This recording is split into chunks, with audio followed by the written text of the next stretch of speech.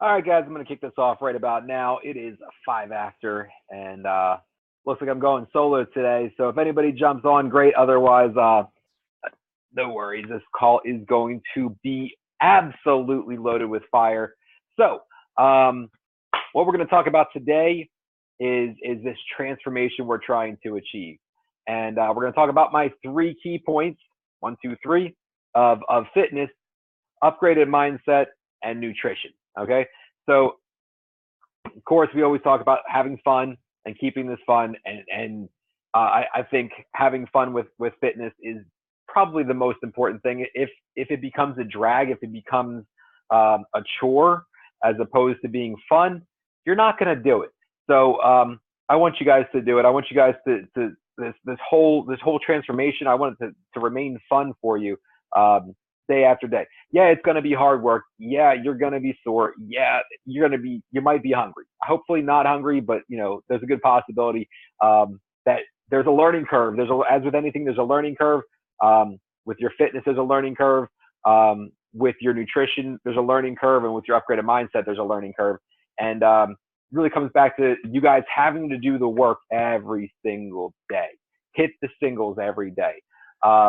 When you're doing the work, it's you'll start to notice the results. You just have to be vigilant about doing the work. So fitness, hit the singles every day. Nutrition, hit the singles every day. Upgraded mindset, hit the singles every single day. And when you're able to do that, that's when the magic happens. So here comes the fire, guys. So for fitness, we're going to talk about your fitness transformation.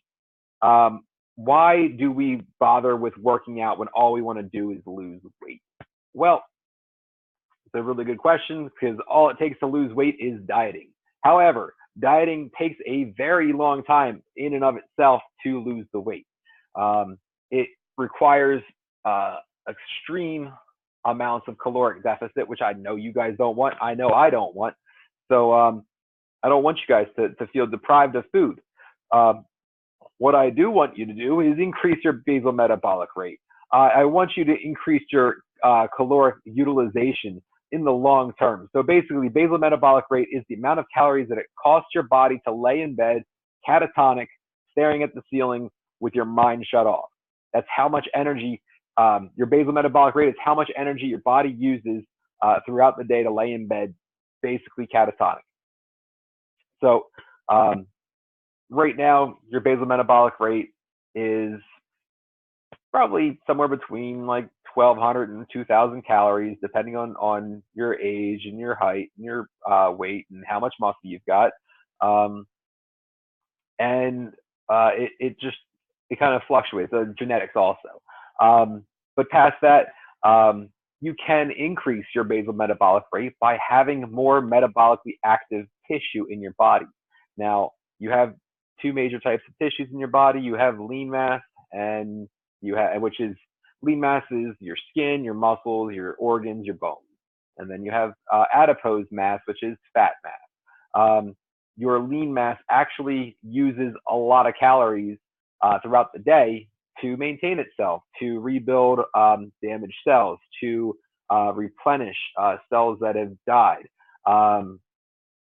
to basically contribute to the cellular processes of metabolism, which includes your body temperature. It includes digestion of your food, etc. There's all these things that make up this basal metabolic rate that your lean tissue is responsible for. Beyond that, you have this adipose tissue, and this adipose tissue is your fat, your body fat.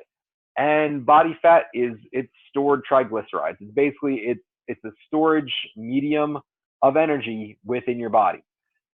So your body wants to store it. So your body figured out a way, many years ago, to eons ago, to store this tissue, to store this energy at a very low cost. If it was a high cost way to store energy, which muscle mass is a high energy cost way to store energy. Yeah, there is energy inside the protein in your muscles.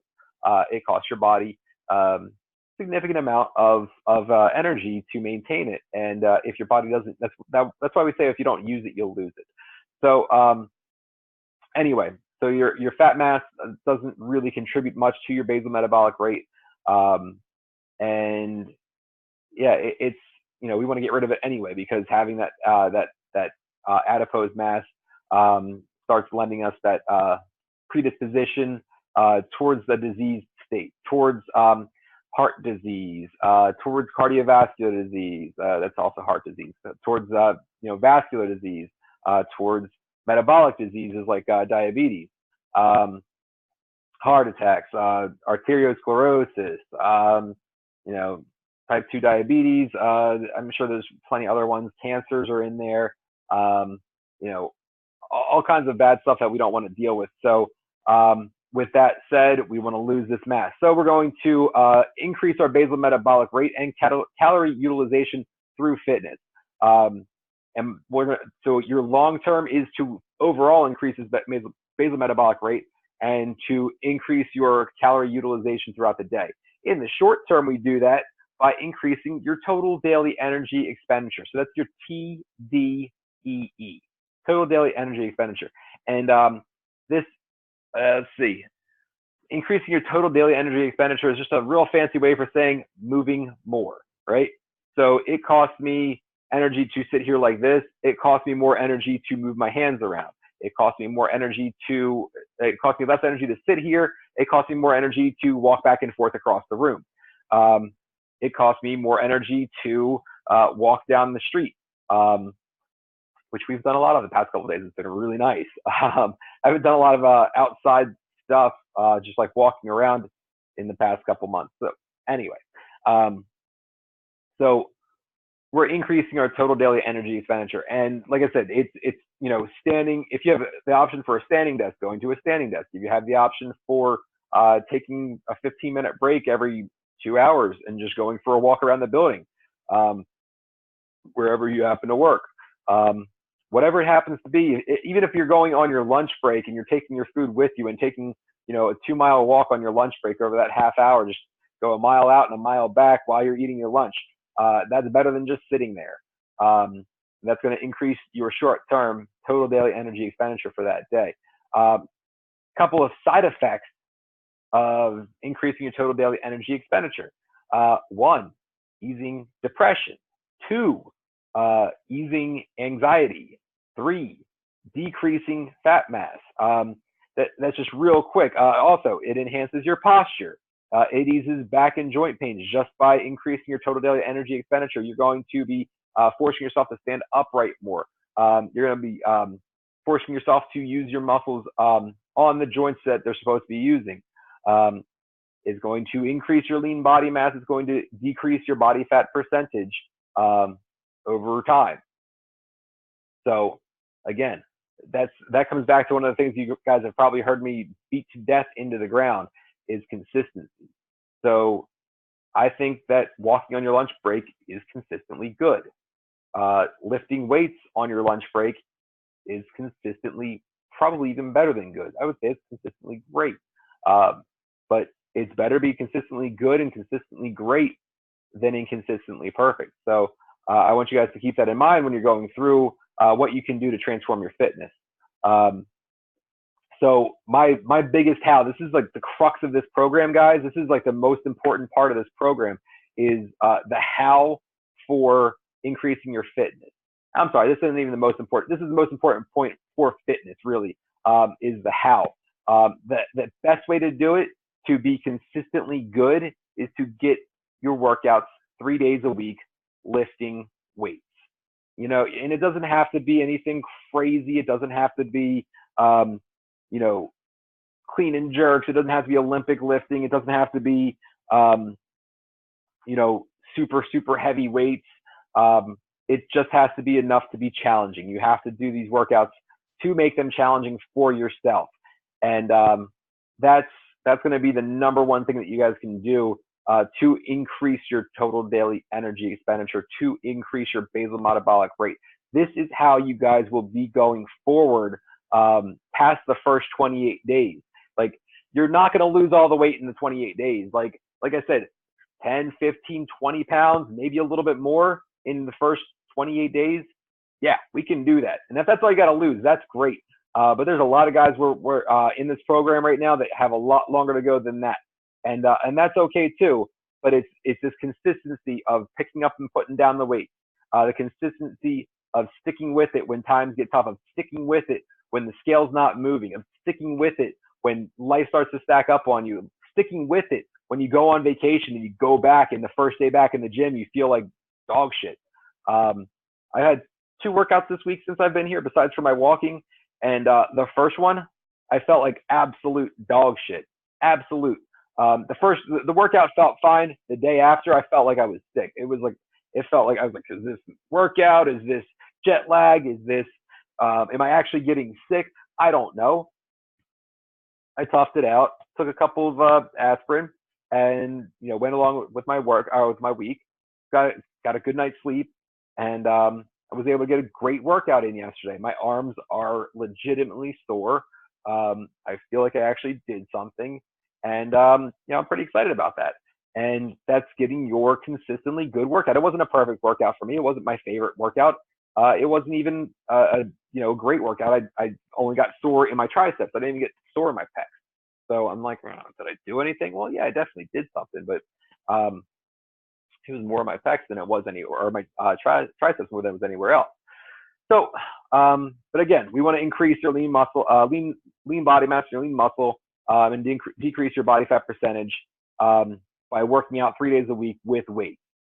So 3 days a week with weights.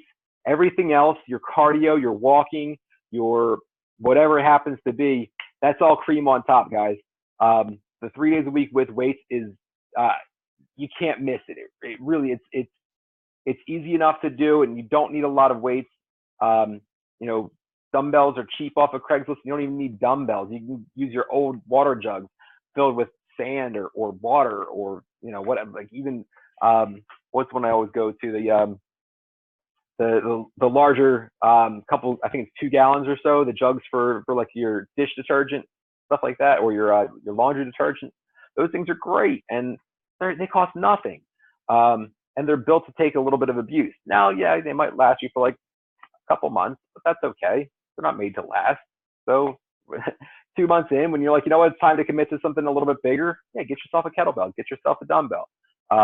There's actually Dan just bought a set of dumbbells that they're like dial-a-weight. So I think I'm not sure which brand he got, but there's a couple of different brands available. But you just twist the knobs on the end. You can make it from like 2.5 to 5 pounds, all the way up to like 60 pounds. So just something for you guys to keep in mind with upgrading your fitness. All right, so that was about 10 minutes. We're going to keep going. We're going to go into nutrition really quickly here also. So why are we transforming your nutrition? All right, so we're going to increase for your transformation of your nutrition. We're going to do this because we want to decrease your empty calorie load. Sugary snacks and sweets and donuts and pastries, that shit's delicious. I'm not going to lie, guys. I had quite a bit of it this week on vacation. But that's quite a bit of it this week while I'm on vacation. And when I go back home and I get back to the grind, I am going to have myself a nice little detox. I use the term detox loosely because I don't think detox is one of those. It's a catchword or catchphrase in the fitness industry. But I don't want you guys to think about the viability of a detox. A detox is basically me saying, look, I've been putting a bunch of crap in my body for the past week. It's time to stop putting crap in my body. So I will be avoiding most of that food for the next 2-3 weeks. I get to go to a wedding in Pittsburgh in 2 weeks, and I think from now until the wedding, I'm gonna put a pin in it and avoid all that junk so I can get back down to how when I feel good, where I feel good, and help you guys learn how to do this as well. So but yeah, like I said, there's nothing wrong with going on vacation and eating the foods that you really enjoy. And if you don't enjoy it, put it down. Like that's one of the things that even this week while I've been here, I'm still here in Amsterdam.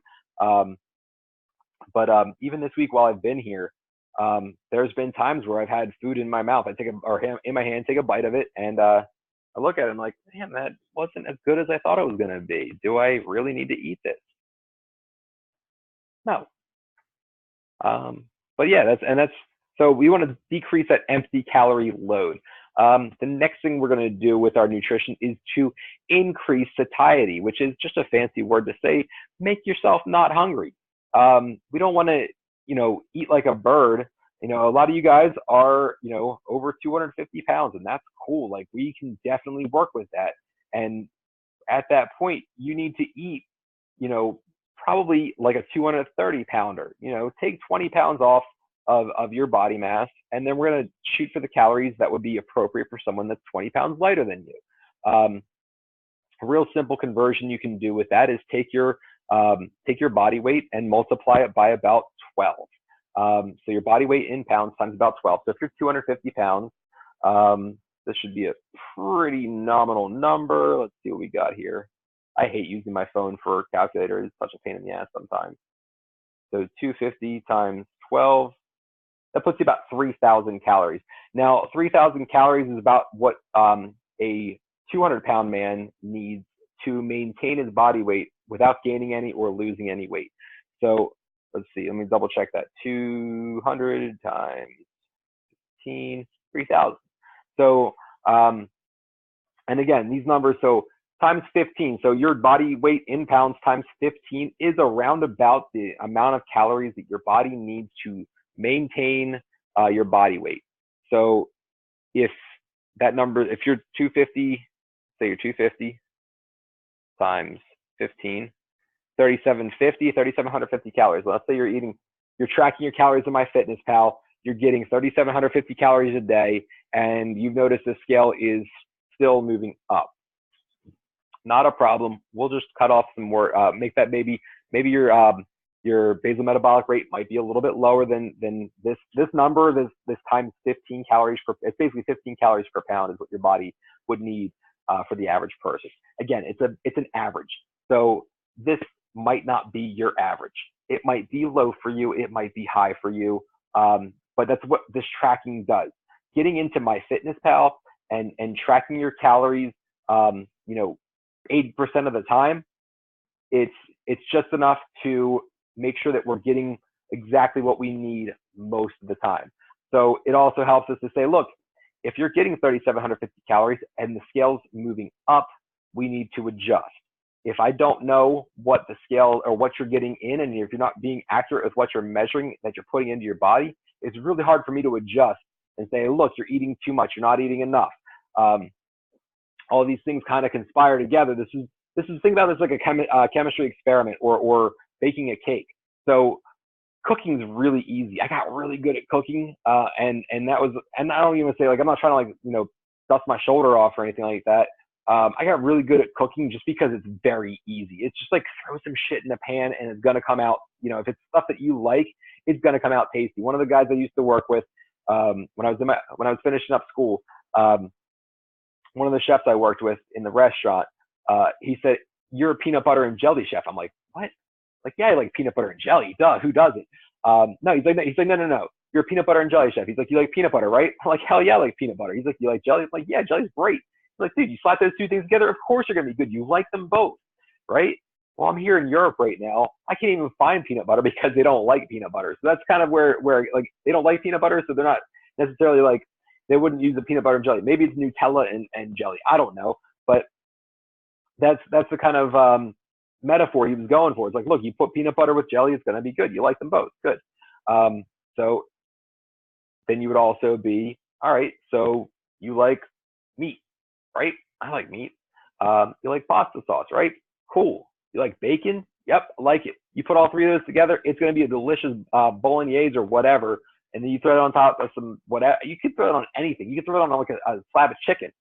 You don't even throw it on pasta. You throw it on a slab of chicken that's going to be delicious. But if you don't like, bacon, then it's not going to be good. But peanut butter and jelly, throw shit together, it's going to be good. You don't have to second guess it. If there's two things that you like, they're probably going to be good together. So getting good at cooking is not a problem. Getting good at baking, when you have to be accurate, you have to measure, you have to weigh, you have to know exactly what goes in there. Otherwise, it's not going to rise right. It's not going to, it's going to fall. You know, you're going to have like a cake that's supposed to rise like this, and it's going to collapse down in the middle. Like that's where this is. We're at this chemistry experiment, this baking experiment where we need to know what's going into your body so we can kind of measure the output or the outcome. So if we know the calories that are going into your body, the weight your body is at on the scale, and then we know the weight that's on the bar when you work out, we can kind of figure out if you are gaining muscle, if you are losing fat, or otherwise. So let's put it this way. Let's say you can lift 100 pounds one time. We'll do a 100 pound, 1 rep max. We're going to make these really easy numbers. 100 pounds for 1 rep max for your deadlift. So you lift 100 pounds one time today, and you felt, oh my gosh, that was all the more I could do. And you weighed in today at 250 pounds. Cool, right? Now you've weighed all your food for the past week. You weighed all your food next week. You looked at the scale. You thought you were losing weight, right? You thought you were losing weight. You thought you were dropping some pounds because you started to feel good. Maybe your clothes are getting a little bit looser. But you weighed in last week 250. You weighed in this week at 250. But then you went and picked up that bar, that 100-pound bar that was heavy last week, and now you lifted it 100 pounds for 5 reps. You just gained strength. You just proved, like, you went lifted it one time last week, and now you lifted it 5 times this week. You just proved you gained muscle. You just proved that you didn't lose any weight. So you've proven that you didn't lose weight. You've proven that you've gained muscle. So therefore, you had to lose fat. You had to. It didn't just like disappear, or it just, well, yeah, it disappeared. It didn't just, you know, your body got slimmer. The clothes are fitting a little bit looser. The weight didn't change because either your calories are still too high, or your calories are probably still too high. Your calories are probably still at your number to keep you even. So basically, if the scale's not moving, but you're getting stronger, you're gaining muscle, right? And you're losing fat. There's it's kind of like a process of elimination. If this, then that. Now it's not always the case for certain things, but for this is pretty much across the board the case for everything in the strength training realm. So that's why I want you guys lifting weights, because if I can look at your trainer eyes, I can look at your MyFitnessPal and say, look, your trainer eyes says that you've made personal best. Your trainer eyes says that you've been doing the work. Your trainer eyes says that you're busting your ass and you're going through and doing the whole program.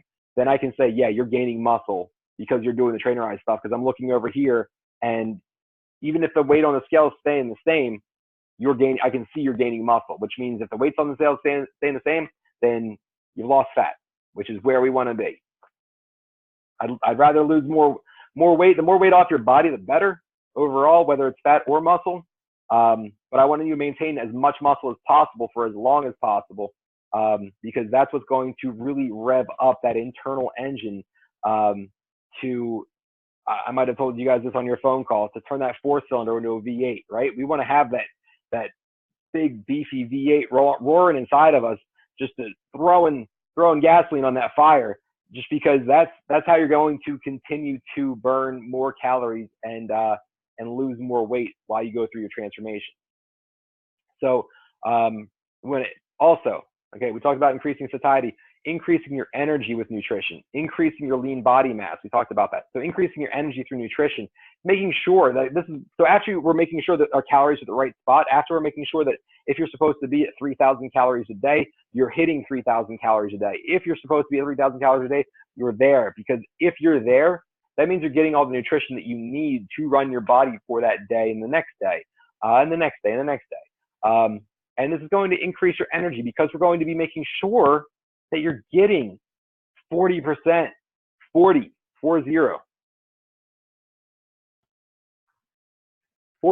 of your calories coming from carbohydrates. Carbohydrates are the energy source for the body.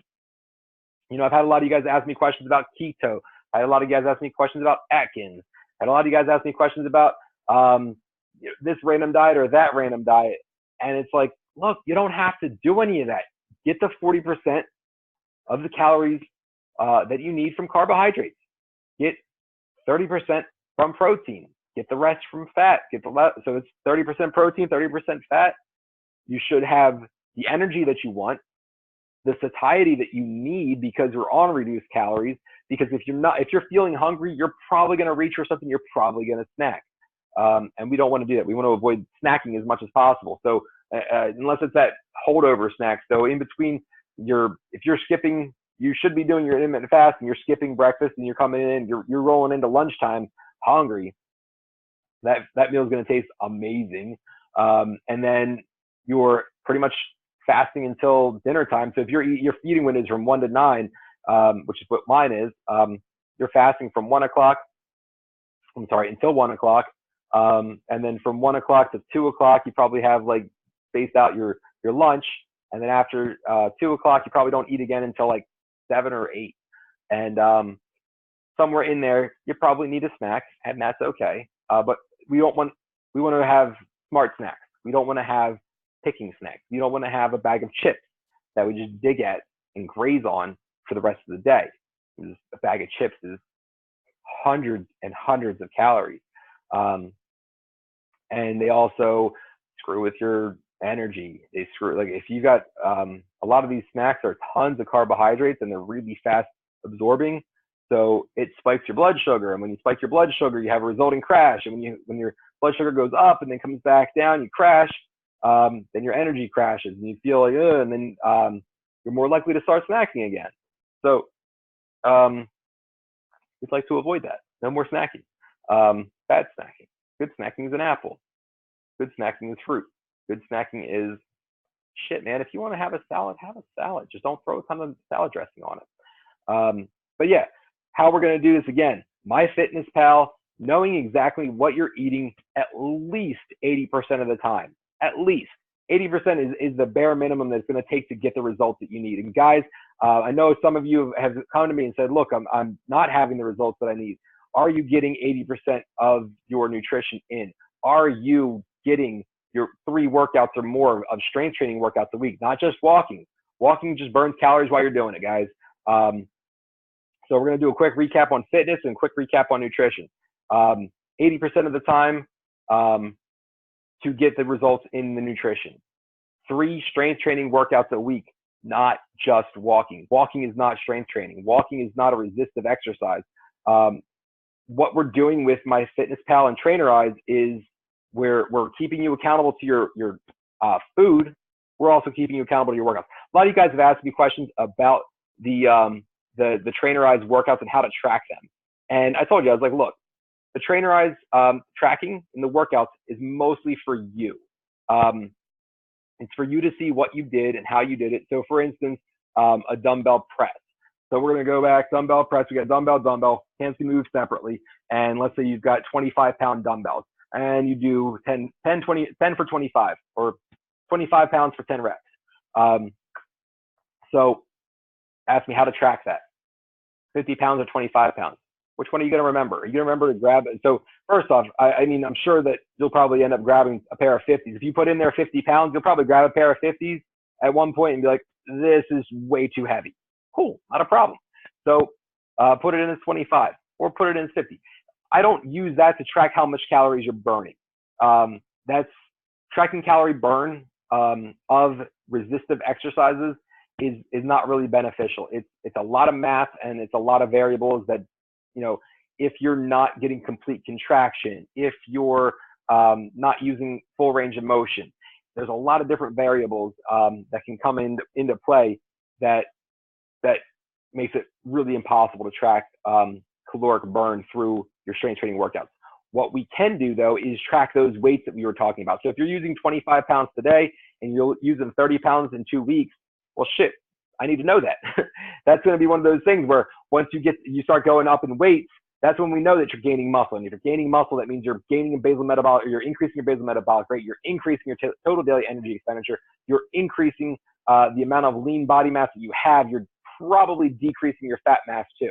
So we're tracking our progress so we can bear witness to the progressive overload of our workouts.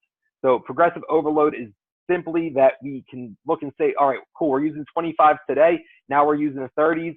30s are getting easy. Now we're going to 35s. That's progressively overloading. If you continue to use the same weights for the same exercises, you're going to get the same results. You're going to get to a spot. You're going to plateau. You're going to be like, all right, cool, cool, cool, cool. And then why am I not getting any changes?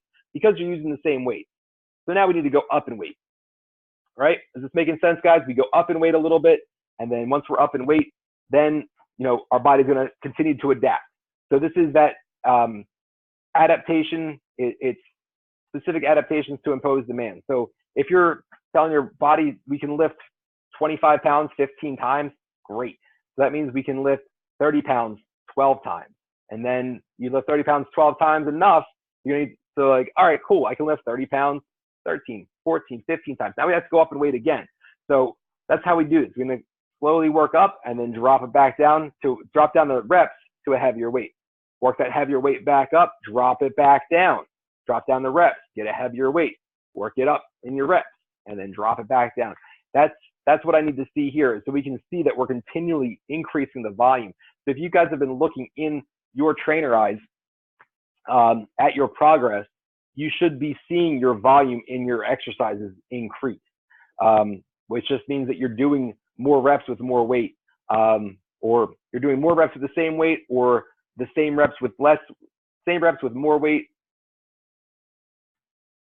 I'm losing myself, guys.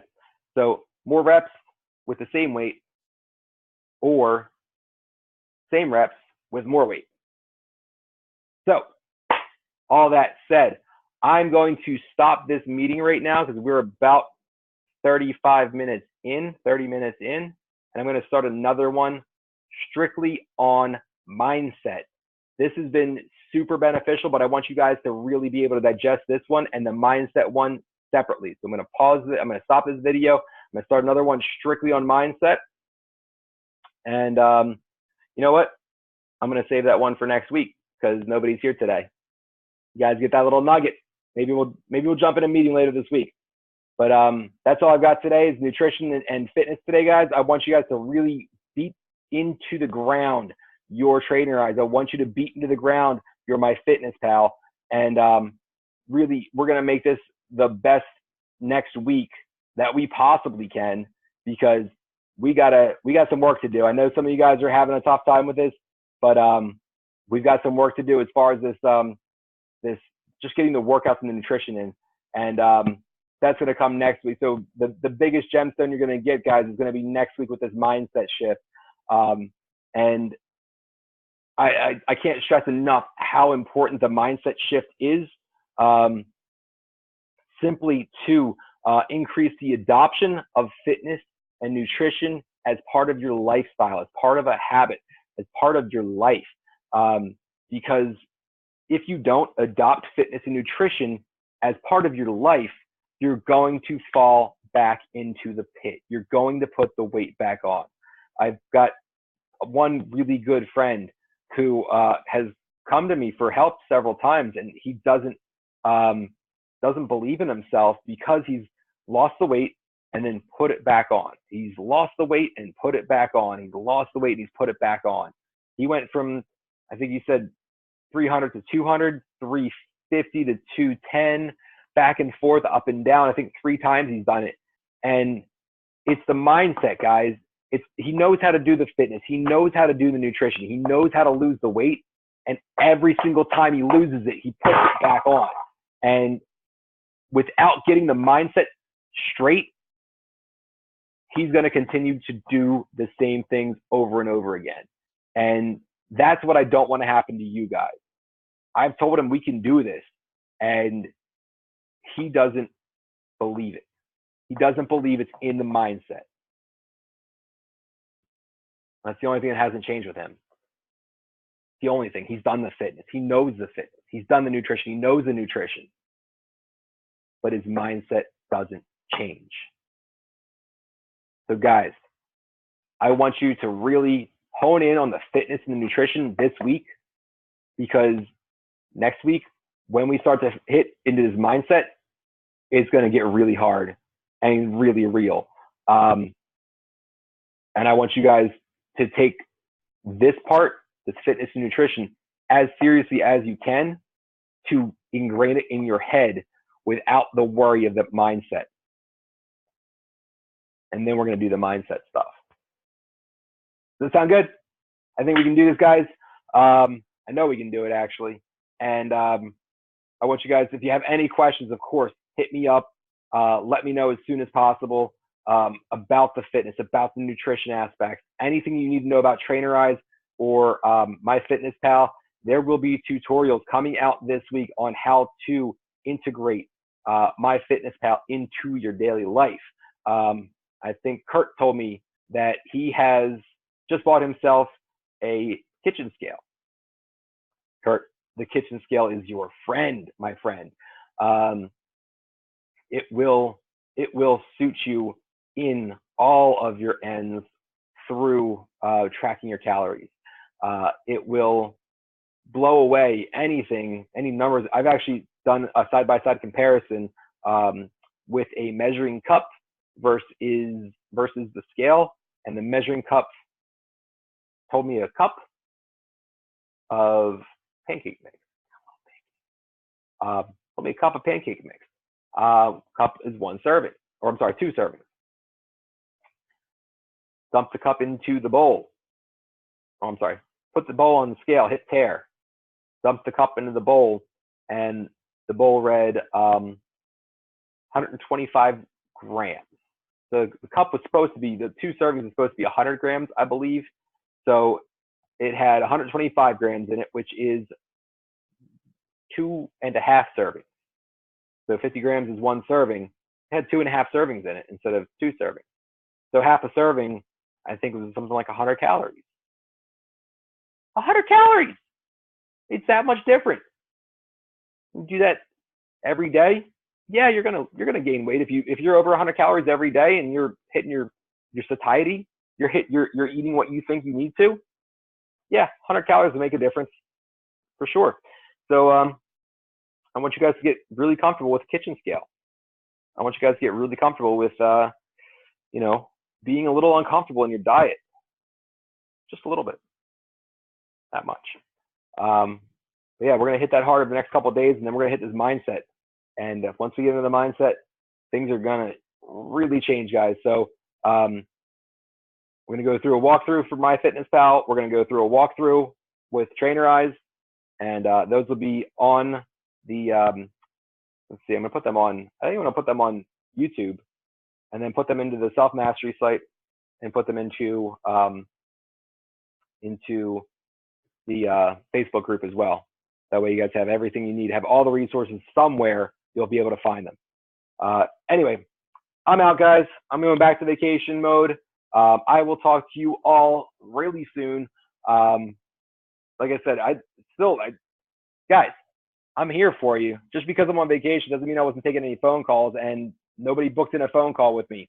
What's up? I'm here. I'm ready to take a call. Anyway, guys, I'll talk to you soon. Have a great night.